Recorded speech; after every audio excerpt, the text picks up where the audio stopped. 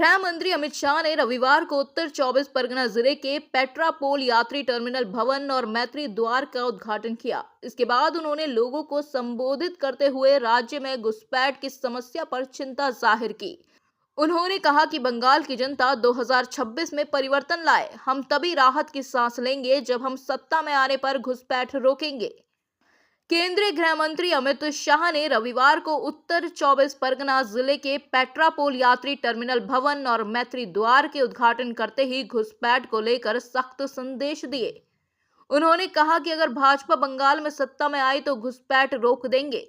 उन्होंने कहा कि बंगाल की जनता 2024 में परिवर्तन लाए। हम तभी राहत की सांस लेंगे जब हम सत्ता में आने पर घुसपैठ रोकेंगे। घुसपैठ रुकेगी तो ही बंगाल में शांति लौटेगी। लैंड पोर्ट अथॉरिटी कई विकास कार्य कर रही है। उन्होंने कहा कि मैंने साथी मंत्री शांतनु ठाकुर से पूछा कि बांग्लादेश से कितने लोग इलाज के लिए आते हैं। उन्होंने कहा कि कल्याणी एम्स में लगभग हर दिन कम से कम 5 से 6 हजार लोग इलाज के लिए आते हैं। फलस्वरूप हमारी आय बढ़ती है। उन्होंने कहा कि मैंने साथी मंत्री शांतनु ठाकुर से पूछा कि बांग्लादेश से कितने लोग इलाज के लिए आते हैं।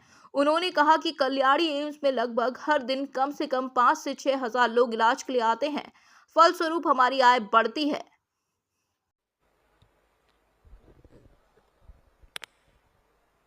मेरे साथ बोलिए, भारत माता की।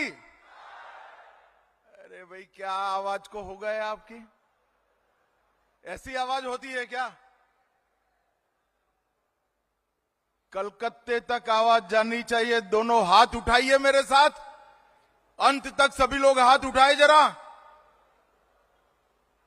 मुट्ठी भींचकर प्रचंड आवाज से बोलिए, भारत माता की, भारत माता की, वंदे वंदे।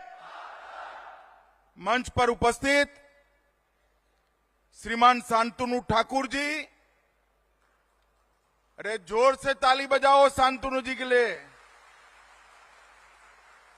मंत्री परिषद में मेरे साथी और बंगाल के दिग्गज नेता, हमारे गृह सचिव श्रीमान गोविंद मोहन जी, सचिव सीमा प्रबंधन डॉक्टर राजेंद्र कुमार जी, आदित्य मिश्रा जी, अध्यक्ष LPAI श्री दर्जिल सिंह चौधरी जी, सीमा सुरक्षा बल के DGP सुश्री पौसुमी बसु, संयुक्त सचिव भारत सरकार, और आज भारत के अंतिम बिंदु पर यहां पर आए हुए बंगाल के मेरे प्यारे भाइयों बहनों, आप सभी को मेरा नमस्कार, शुभकामनाएं। सबसे पहले आज बंगाल के महान सपूत और जिन्होंने भारत की स्वतंत्रता के लिए बहुत बड़ा बलिदान और योगदान दिया, ऐसे जतिन दास जी का जन्मदिन है। मैं मन से जतिन दास जी के प्रति पूरे देश की ओर से श्रद्धांजलि व्यक्त करता हूं। भाइयों बहनों, आज यहां पर इंटीग्रेटेड चेक पोस्ट, यात्री टर्मिनल और मैत्री द्वार तीनों का उद्घाटन हुआ है। देखने में तो ये बहुत छोटी चीज है, परंतु ये परिचायक है हमारे प्रधानमंत्री नरेंद्र मोदी जी किस प्रकार से हर क्षेत्र के अंदर अपने दृष्टिकोण और अपनी दूरदर्शिता से प्राण फूंकते हैं। 2014 में प्रधानमंत्री जी बनने के बाद मोदी जी ने हर क्षेत्र में कई नई शुरुआत की, आरोग्य में की। इसके कारण हर एक व्यक्ति को 5 लाख तक का सबको फायदा मुफ्त मिल रहा है। बंगाल वालों को थोड़ी कसक है, मगर चिंता मत करिए, 26 के चुनाव के बाद भाजपा सरकार आते ही आप सभी को भी मिलने लगेगी। शिक्षा के क्षेत्र में नई शिक्षा नीति लेकर आए, आंतरिक सुरक्षा, देश की सीमाओं की रक्षा और खेल, हर क्षेत्र के अंदर मोदी जी ने अनेक नई शुरुआतें की। न केवल शुरुआतें की, उसको लॉजिकल एंड तक, अंत तक पहुंचाकर सफलता में परिवर्तित करने का काम नरेंद्र मोदी जी ने किया है।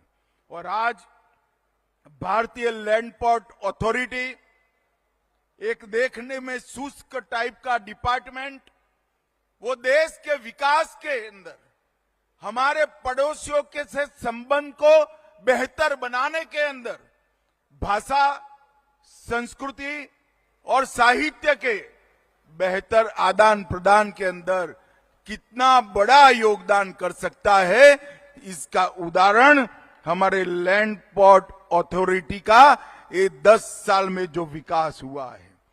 ये land port authority Modi ji के नेतृत्व में 4P के सूत्रों पर काम कर रही है।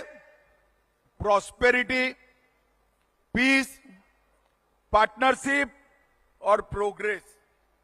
इससे इस क्षेत्र के, पूरे क्षेत्र के प्रॉस्पेरिटी के अंदर भी बड़ा बदलाव आने वाला है। मैं यहां जब देख रहा था, 10,000 लोग तो आज ही आवाजाही कर सकते हैं और 10,000 लोगों की और सुविधा बनाकर रखी।